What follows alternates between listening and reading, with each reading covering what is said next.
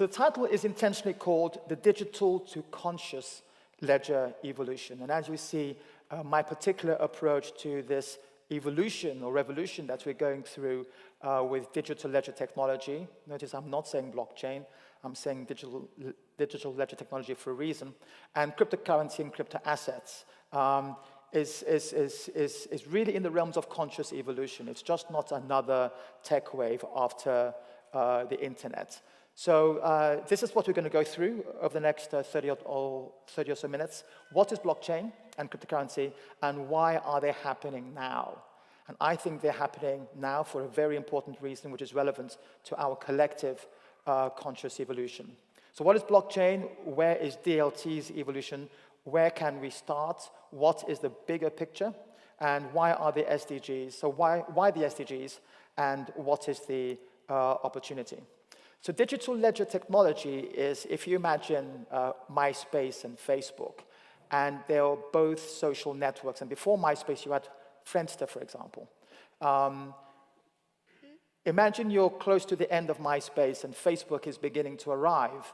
And Facebook has emerged, and everyone's still talking about MySpace.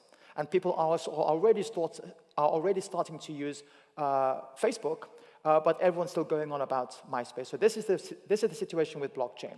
Blockchain was the first. Bitcoin was the innovation. It's 10 years old. Let's not forget that. But there are other forms of digital ledger technology, which is the underlying type of technology that blockchain is the first of. And as you can see, there are others subsequent to a blockchain. One is called directed acyclic graph. And you might have heard of IOTA. IOTA comes from IoT, Internet of Things. So it's a blockchain-type graph tailored towards the Internet of Things. And then something called block lattice, and there's a company called Railblocks Nano, and they have a free and instant transaction. So if it's free, you know that Bitcoin and Ethereum, for example, are not free, and many blockchain transactions are not free.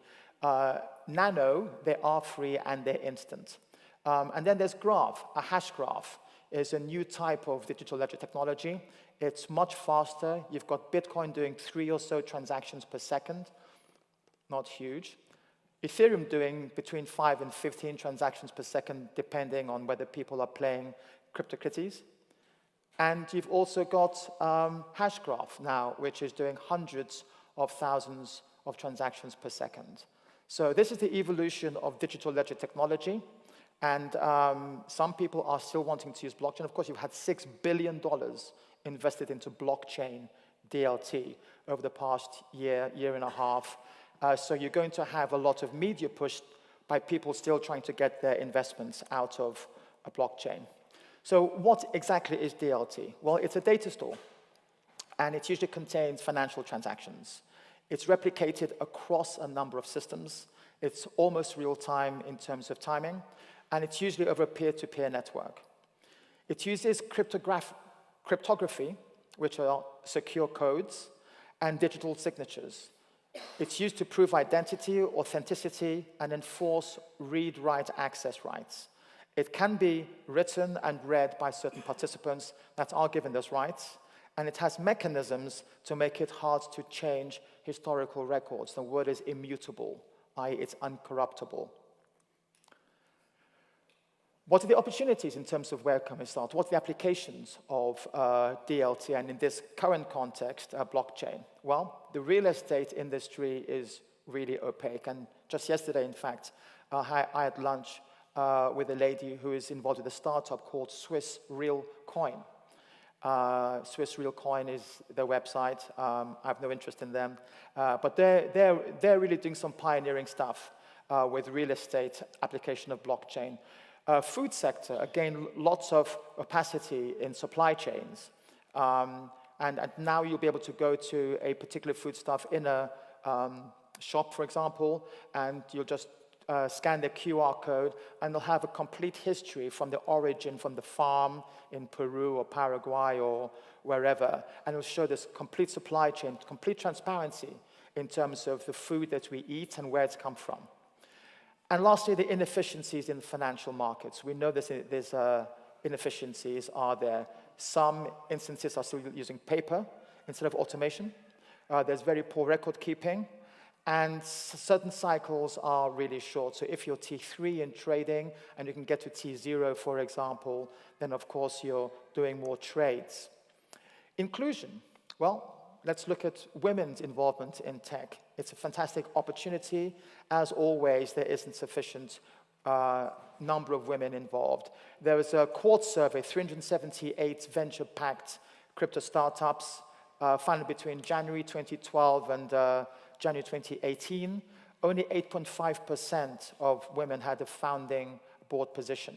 Now, in the general broad tech sector, that's 17. So we definitely need more yin energy from women taking part.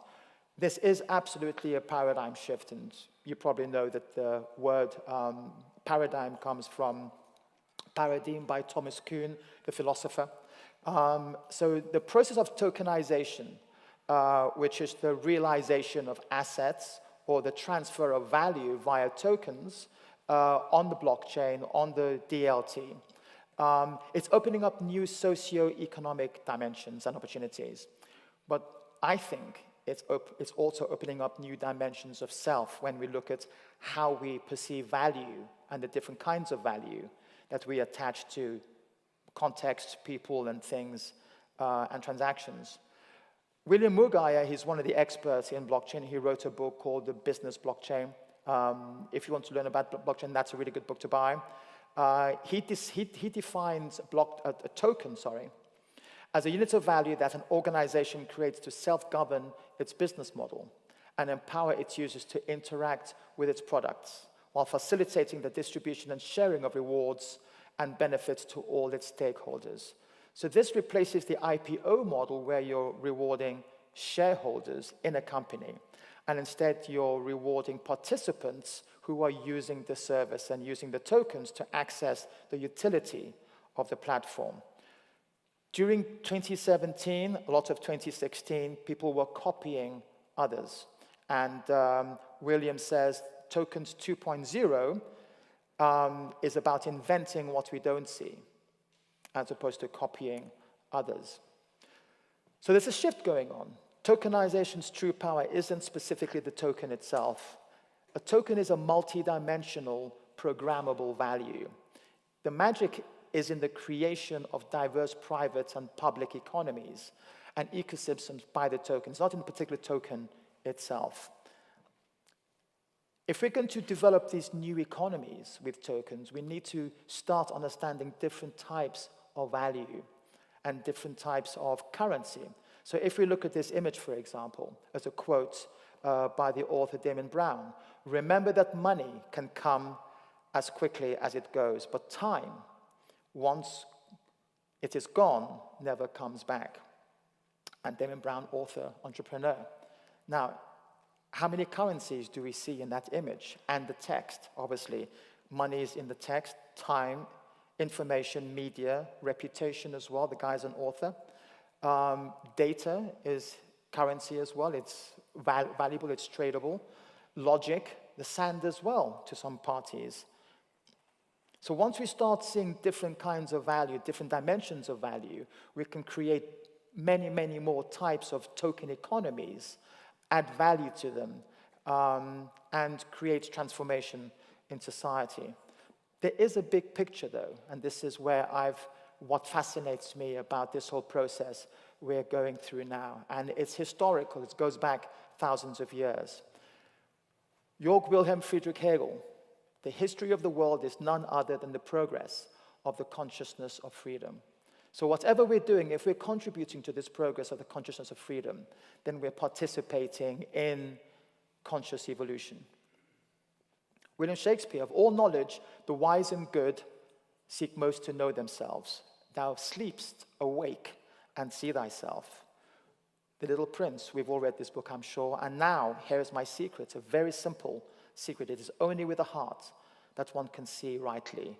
What is essential is invisible to the eye. So we're learning to see different kinds of value, which is not in the historical monetary phase. And William Blake, in terms of self-knowledge, self-perception. If the doors of perception were cleansed, everything would appear to humankind as it is, infinite. For humankind has closed itself up till it sees all things through narrow chinks of its cavern. We've been seeing value and others through narrow chinks of our cavern. Richard Bach, Jonathan Livingston Seagull, the trick, according to Chang, was for Jonathan to see himself, was to stop seeing himself as trapped inside a limited body. The trick was to know that his true nature lived as perfect as an unwritten number everywhere at once, across space and time. So what is this reality that we've been missing, which we haven't been taking into account when we define value, see value, and interact with each other, especially in a commercial context, in business? What have we been missing? We've been looking at the limited self, and if we see ourselves as a system, set of systems, we've got the skeletal system, of course, cardiovascular system, nervous system, elemental system. We know all these. These are the visible aspects of self. And because we've built business models and we've engaged with each other according to what we see, there's this misconception has created limited business models which serve the few at the expense of the many. And that's why we've got this imbalance in our world. These imbalanced business models are unsustainable. Of course, they're unethical. They result in massive suffering in other parts of the world. And our conscious evolution leads us to develop new solutions based on inclusion. And that's why inclusion, sustainability, these words are now bubbling up in business, not only in the UN space and the social space, but also in business. More corporations are going beyond corporate social responsibility, or PR. They're actually engaging in community activity. So, what are the other aspects of self? We know about the psychic system, of course. We know about the spiritual system.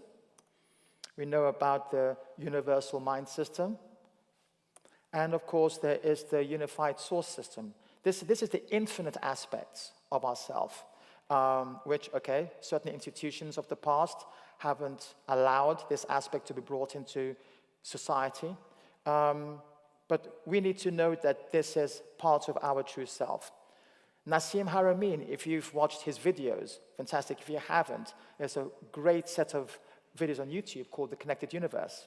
And he says what we call spirituality is actually the physics we have not yet understood. This is a great quote.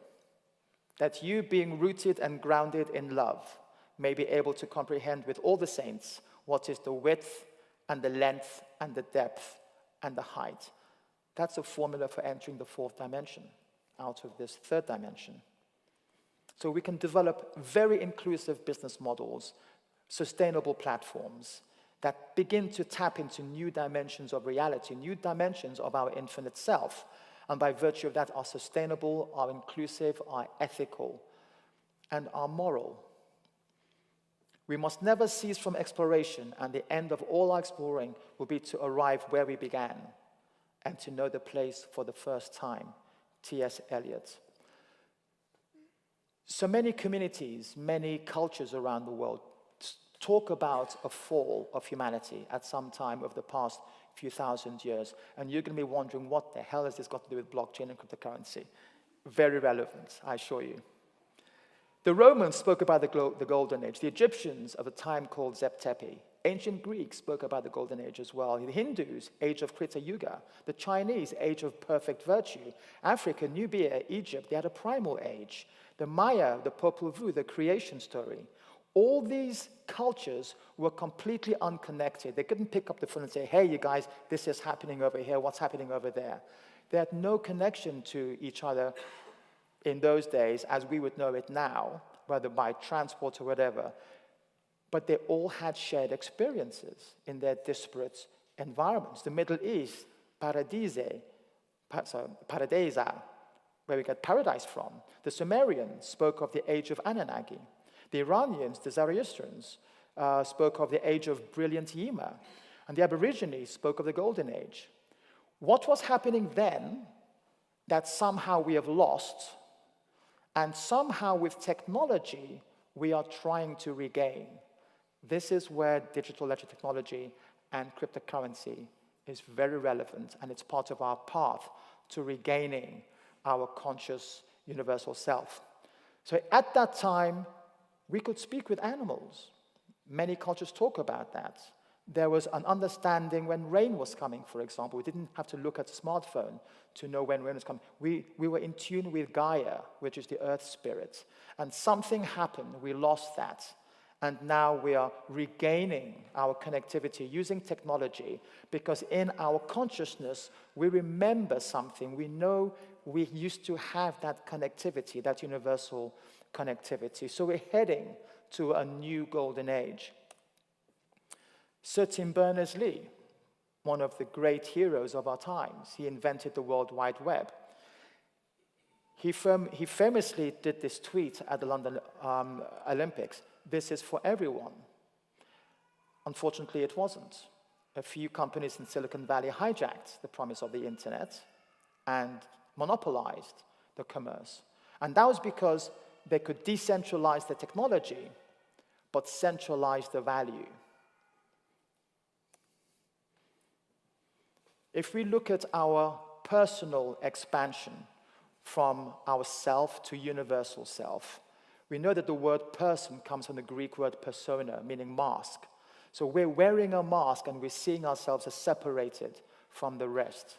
What Einstein calls an optical delusion of consciousness. We should create a cryptocurrency actually called ODC. ODC, sorry. So our conscious evolution to universal self, we're moving from centered to decentralized. Does that ring a bell? Do you hear the word decentralized ringing with any other kind of technology called blockchain, for example? So financial institutions like banks and hosts, etc., hosting companies, have been centralized. It's very easy to hack a centralized system, especially when they're using passwords. Decentralized is safer, we know why, and that's why this digital tech, this decentralized tech revolution is happening now. But it's reflective of the way consciousness is. Consciousness is decentralized. We're realizing our universal self through technology in our path to remembering, getting back to where we were before the fall. So what are the characteristics of consciousness, and how can we bring those into a truly conscious digital ledger technology platform? Well, it's universal, decentralized, with inclusive, regulated structures. It is regulated. We hear in the libertarian speak of blockchain and crypto, no regulation, and that is why we've had all the theft in ICOs over the past 12 to 18 months to 2 years. No one likes to talk about it, but it's true. If we've raised $6 billion over the past year or so in ICOs, talk is that over half of that has been stolen. That's because they've been using Slack. For communities, they've been using Telegram. And in Slack, for example, I've got a screenshot of an ICO that happened last June. And community members were begging the administrators of the company, Real, to come in and stop the phishing and the scamming going on. With Slack and Telegram, where you've got non-KYC, non-regulated account creation, anyone can create an account. You can create an account called Corp Admin. You can then approach other community members who are investing in the ICO and say, hey guys, have I got a deal for you? Of course, everyone's going to fall for it because you've created an administration type account. That's how the theft has happened over the past 12 to 18 months. No one likes to talk about it, but it's a fact. You need regulation. Inherent synchronized order and mutually respective permissions. With consciousness, we respect each other's space, and there is order. It's very structured, and there's a sacredness to the structure. Those also share collectively empowering, sustainable energy, of course. This is the blueprint for human accelerated evolution. Now, there's something called the Sustainable Development Goals, which I'm going to get into now. We can tokenize challenges and turn them into opportunities, significant opportunities with very powerful commercial opportunities, but importantly, really critical inclusion. We need inclusion. You may know 3 billion people are connected on the internet and the digital economy. 4 billion people are not, more than half of humanity. We are part of the lucky 3. So problems like GDP, energy consumption, global carbon emissions, extreme poverty, unemployment, unsustainable consumption and production, climate change, increases in environmental degradation. These are all challenges which you can tokenize with a systemic coin across all the sustainable development goals, across all the mainstream sectors with securities-based rewards. So what are the SDGs? The SDGs were created in 2015, and they represent the future of humanity.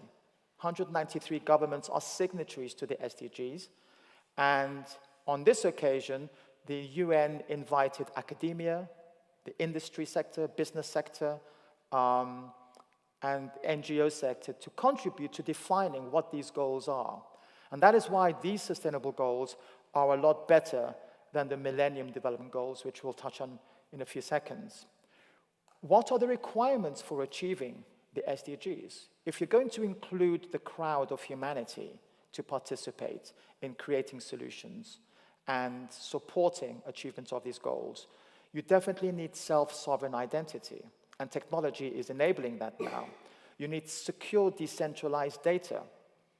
Gone are the days where a company owns your data. It's absurd. In a few months' time, not a few years' time, in a few months' time, people will be looking back at a time when companies owned your data and sold your data for a profit without you participating in it. And they'd be laughing and wondering, how on earth did we allow that to happen?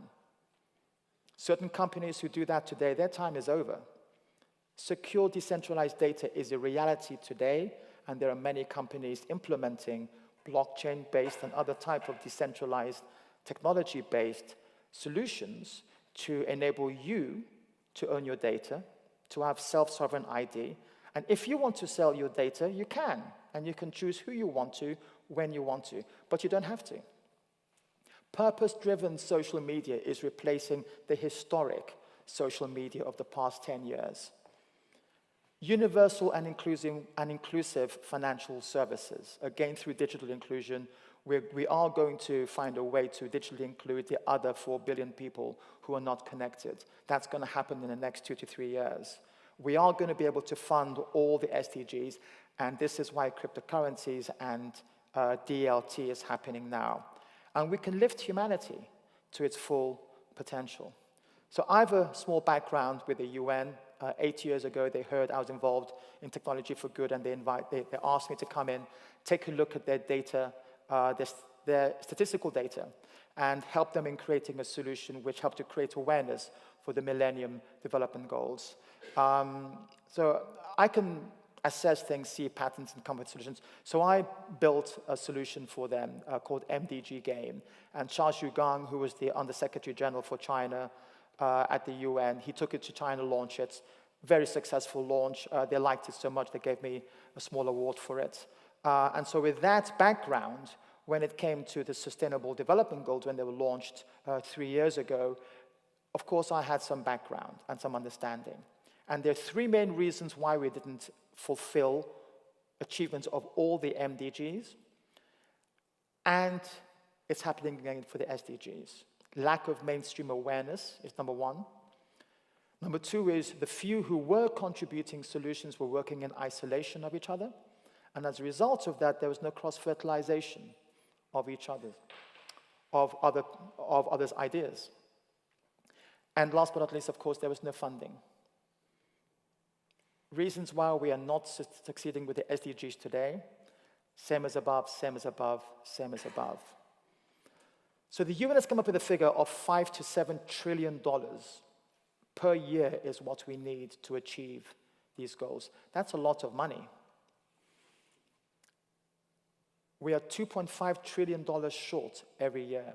Currently, the method for funding social and green projects is what is called an end-of-pipe model. It dates back from the Marshall Plan at the end of World War II, where you have a percentage of GDP, which is used as as a formula for funding social and green projects. It's only 3%. That's how much we value our future. 3% of global GDP is applied to ensuring a safe and sustainable future for our children and the future of the world.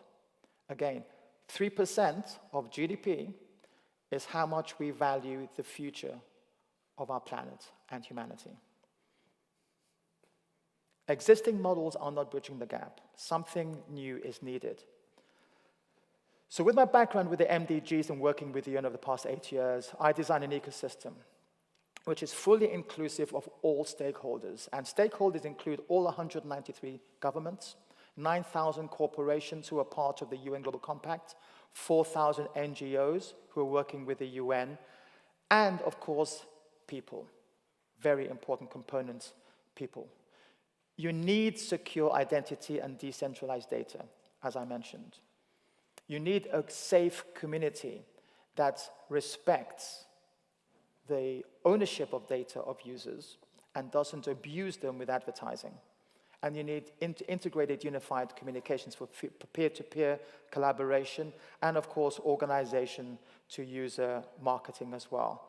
You need an ICO platform that absolutely has KYC, know your customer. If you're holding a party, you need to know who is coming into the party so you don't have bad actors coming in and applying the wrecking ball. And you need a universal wallet that goes beyond crypto. In the libertarian view, you've got Bitcoin wallets, altcoin wallets, crypto wallets, forgetting the fact that many people use mobile minutes, for example, in Africa, as currency. Many people have loyalty points they've accrued by flying with Swiss Air or British Airways, etc., and they have lots of air miles. That's value. You can convert air miles into minutes or air miles into crypto or fiat into air miles. And of course, cryptocurrency as well. So we've got a 4-value system, universal wallets. Of course, the $1 smartphone. If you're living on $8 a day and you're struggling to keep your family alive, you categorically can't afford a smartphone. So we found a way of turning a $55 landed in Asia or Africa or Latin America smartphone into $1 by commercializing it with apps, surveys, and data. Importantly, it's more of a platform for enabling businesses and governments to engage the 4 billion population base of pyramid economy, which actually the World Bank and the IMF has assessed to be a $5 trillion economy. The problem is they can't access it. So we provide a $1 smartphone and, of course, then engage the users. People give banks a bank name. We need banking. We absolutely do. But we need to try and find ethical bankers to apply that technology. And, of course, we need blockchain and its future graph. So in this platform, we have 4 key regions of tokenomics. A tokenomic platform, tokenomics is essentially the economics of tokens. And we wanted to create such a rich value system with the tokenomics so that there would be sufficient commercial activity to reward all participants. Our blockchain and our graph and ICO system has 4 components of tokenomics that rewards the users who buy the tokens and use the tokens to access the utilities. Our social media and communications has 3. One, for example, is brands. Brands can buy, am I okay here? Brands can buy tokens. And when a user selects a brand that they are aligned with, a token passes from the wallet of the brand to the wallet of the user. A direct commercial relationship is engaged between the brand and the user. This replaces advertising. We are not in the middle. It's direct peer-to-peer. And brands can build very powerful relationships this way, much more powerful and much more successful, in fact, than advertising. Vendors also buy the tokens to engage in commerce via the platform. ID and data. There is tokenomics in there as well. And of course, the universal wallet when one is transacting between one value system, whether it's mobile minutes, loyalty coins, fiat currency or cryptocurrency. So who are the partners we've got signed up in agreements to do ICOs on a platform? We've got 8 at the moment. One is a company called United Sun Systems. They're quite revolutionary. I'll come to them in a second, but they've developed the first thermal battery, which can take electricity generated from the conversion of heat of sun as opposed to light of sun. So you'll probably see in flat shells, photovoltaic cells, which translate the sunlight, light of sun. This deals with the heat of sun. And for the first time in history, they can store the energy of electricity and deliver power at the same cost as fossil fuels. So large cities, for example, in homes and villages, etc., can use electricity at the same cost as fossil fuels directly from sunlight. This is a game changer. European Hyperloop, very fast train underground, traveling through the vacuum. This one is going from Stockholm to Helsinki, door-to-door flying. Usually takes about 3.5 hours. With Hyperloop, it's 30 minutes. So people can now live outside the city and commute, and it takes 10 minutes to get from just outside the city to city. So it's going to transform the habitat of humanity as well. Salo City, the first city outside Helsinki on the route to Stockholm. We're looking to tokenize the services in the city, energy, transport, etc. Guru AI Learning, Medex's medical platform, Cure platform, Arise Urban Agriculture, Cloma Bioscience, and a Gigster app. So this is just some more pictures about the United Sun system. Big game changer, and this is going to transform energy consumption forever now. So if we look at the large ICOs that have taken place over the past, there's a general belief that, oh, we've missed the gravy train. You can't really apply tokenization for sustainability. It just doesn't mix. Complete hogwash, completely untrue. The revolution is starting just now. And that's because we've had 3 different types of blockchain and DLT. You've had your transaction blockchain like Bitcoin. You've had your applications blockchain like Ethereum was the pioneer of that. And since Ethereum, you've had Neo, you've had Neem, you've had BitShares, and now you've had EOS. EOS just concluded the $4 billion ICO last week. It took them 12 months to generate $4 billion. Huge by traditional ICO sectors standards, where you are raising funding for ICO infrastructure, for blockchain infrastructure. The next phase, which I believe is perfect for introducing the SDGs, is when you're tokenizing real-world assets to fund Sustainable Development Goals solutions. So it's not just technology for making money and creating the next big blockchain. I think that era is over. We're now coming into an era where you're essentially applying this technology to realize value inherent in assets all over the world, whether it's the sun or it's natural resources or the gigster economy. Think of how often is your washing machine used in your home? 4 hours a week, 5 hours a week? All these unused assets, unused reality can be tokenized and brought into usable reality.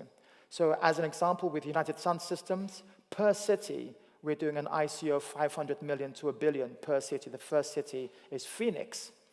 A Hyperloop, their test track to be done this year is an 800 million ICO. The full track will be 11 to 17 billion.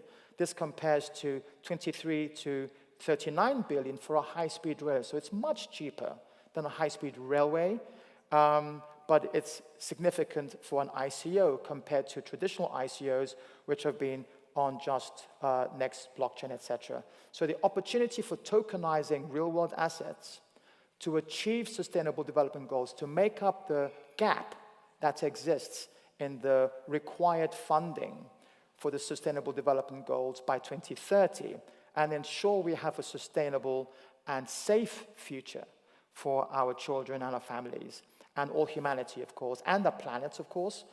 We live on a shared planet. We forget that at times. That, I think, is the real significant application of digital ledger technology and cryptocurrencies.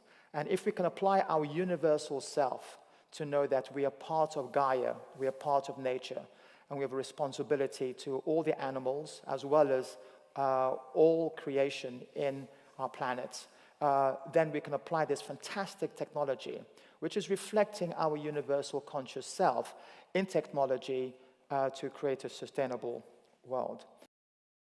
We live on a beautiful planet with extraordinary resources, but we don't always appreciate it. We have allowed imbalanced economic models and industry bad practices to reinforce income inequality, increase social polarization, and destroy lives while damaging our environment. In 2016, 61 people owned the same wealth as the poorest half of the world. In 2017, that number was 42. Can you see where this is heading? Now many people are asking, how can I do well for myself and loved ones while doing good for the world? What if we could turn economic challenges into economic opportunities? The United Nations Sustainable Development Goals, or SDGs, enable everyone to collaborate for a better world. So we created SDG Coin, a reserve crypto asset with regulated multi-coin offerings that fund SDG projects through tokenization. Tokenization decentralizes economic opportunity, and our SDG Protocol sustains branded SDG project tokens to maximize social investment returns. Example SDG token ICOs include Acloma, creating biodegradable packaging and revolutionary food life extending technology. The $1 smartphone for 4 billion people living on less than $8 per day and businesses and governments wanting to reach them. And the Nordic Hyperloop, transforming transport and local economies between Finland and Sweden. Let's make business social, capital conscious, and economics inclusive. Join SDG to empower and be empowered. SDG at sdg.one. Okay, brilliant. Great. Thank you, Theo. Well, thanks you all for your time, and I hope that was impressive. Thank you very much. Thank you.